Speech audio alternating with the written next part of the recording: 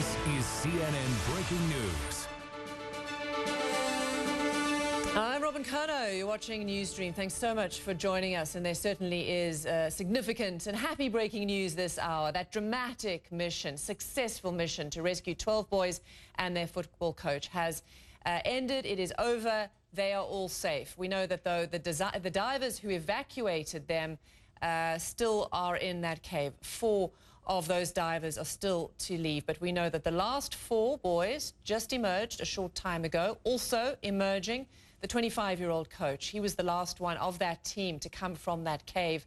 Now, the rescue boys are under observation, either in a field hospital just outside the cave entrance or at a local hospital in the region. We know that those who have been out for the last day or so have been able to see their families, but only through a glass window. No hugs yet.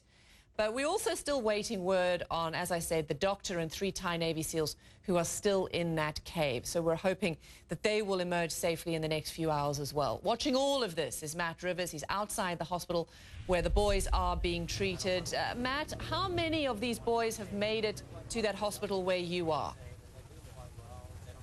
Yeah, within the last hour, maybe 90 minutes or so at this point, Robin, we have seen boys 9, 10, and 11 zoom past here behind us in ambulances. And like you said, no word on the conditions yet of boys 9, 10, 11, 12, and the coach quite yet. So we are still waiting. That's why we're not saying it's a full-fledged celebration yet, because we have to make sure that they are okay. But still, they are out of the cave and they are on their way here. So basically what's happened each time somebody is brought out, they're put into a field hospital right next to the cave. They are prepped for transport. Then what happens is they get in an ambulance. They are driven to the helipad. The helicopter takes off, flies to a airport just south of where we are, and then they travel that last little bit in an ambulance, which is how they end up in the emergency room right there behind me. Once they're here, immediately they go up to the 8th floor. That's where a specialized sterilized isolation unit has been put into place. And when you talk about the parents coming to visit, that's where they're going. They're going to have to stay behind the glass because there's a concern amongst doctors here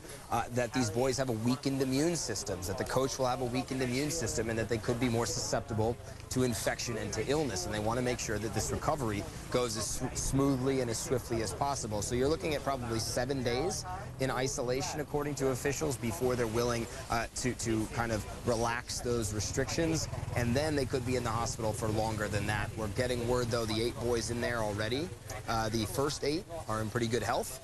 They had some issues when they were first brought in, things like lung problems, lower body temperatures. However, they've been treated. They've responded well to treatment. And so the hope here is that when the rest of these boys and the coach come in, they're going to be in as good of shape as the first 8 boys who were rescued. Robin. And have you seen any of the parents around you? Has anybody managed to speak to any of the parents?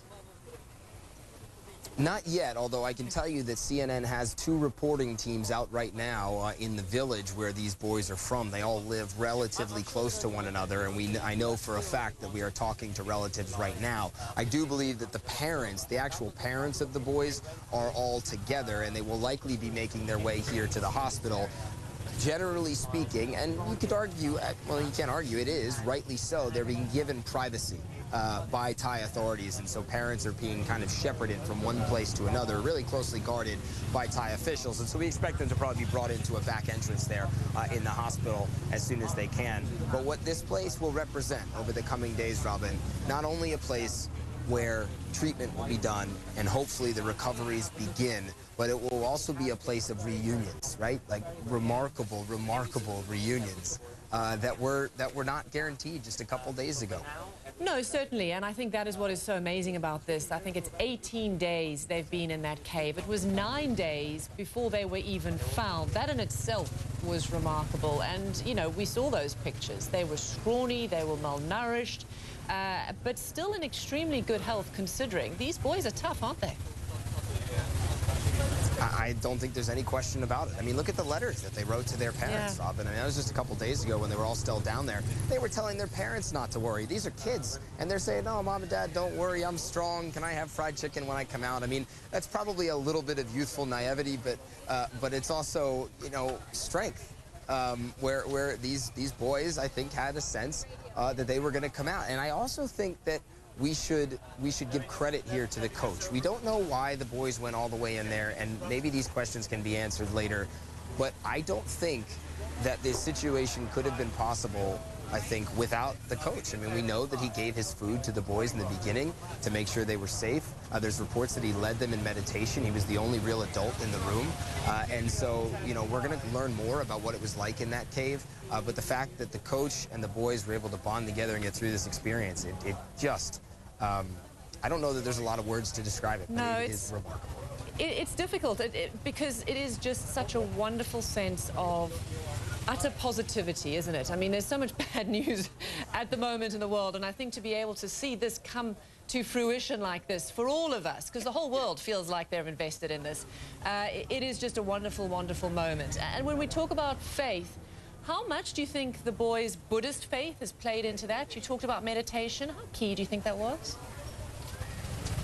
I mean, I think it was probably quite big. I mean, you saw the parents actually going outside the cave right in the beginning and saying prayers and praying for their boys. And I think that that probably had something to do with it. And then, you know, we're going to find out a lot more about what was going on in that cave and what got them through it and what they were thinking about. But you have to imagine that in that situation, you know, you have to draw on your own personal experiences and your own personal strength and your own inner strength. And, you know, I think that probably comes from different places for different people. And what each boy drew on, whether it was his own strength, whether it was relying on the camaraderie of each other, whether it was all of the above, whatever it was, it worked. And one quick note, Robin, journalists are cynical people, I think, generally speaking. I think you might be right about that. When and when this first came out, when the news first came out, you know, there was a ton of smiles here where all the media are, in addition to all the locals that are around here. And I don't think I've ever seen that many journalists smile at the same time. It was kind of weird in a way. Particularly if there's no free food around. That's when you'll see a lot of journalists smiling. But I do agree with you. In terms of the basic facts of all of this, many thought that this wouldn't be the outcome. So we celebrate that, but we also wait for the news about these other 4 that are still in there, the doctor and the 3 Navy SEAL divers. So let's hopefully come back to you when we get that news. Matt, stay with us. We will come back to you. Stand by. But I do want to also speak to Sanjay Gupta. He is in New York, also watching all of this. Isn't this just a wonderful testament to human spirit and endurance?